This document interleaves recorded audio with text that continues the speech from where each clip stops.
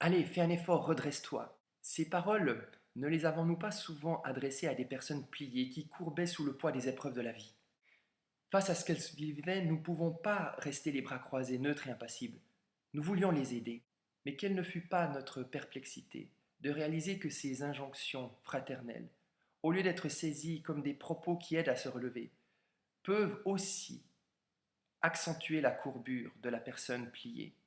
J'ai essayé, mais je n'y arrive pas.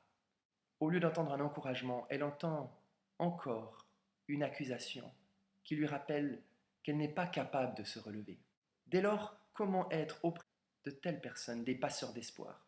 Il y a dans l'Évangile un récit tout à fait intéressant. Jésus est dans une synagogue, il enseigne, il adresse une parole générale, sûrement positive et encourageante, à toute une assemblée attentive qui écoute.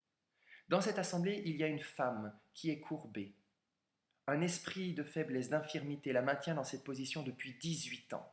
Cette femme entend les paroles du Christ, entend son enseignement, mais elle ne se redresse pas. Peut-être parce que son esprit d'infirmité forme d'elle comme une sorte de boucle magnétique qui fait que les paroles, quand elles arrivent à son oreille, en traversant cette boucle, sont complètement démonétisées. Elle n'arrive pas à les entendre comme des paroles encourageantes, mais c'est peut-être des paroles qu'elle reçoit comme des accusations supplémentaires, comme des injonctions fraternelles qui viennent accuser sa faiblesse.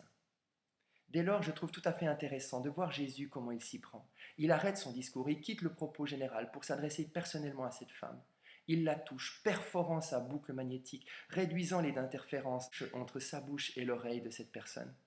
Et là, au lieu de lui donner une injonction supplémentaire, il insuffle une autorisation à être. Tu es délié.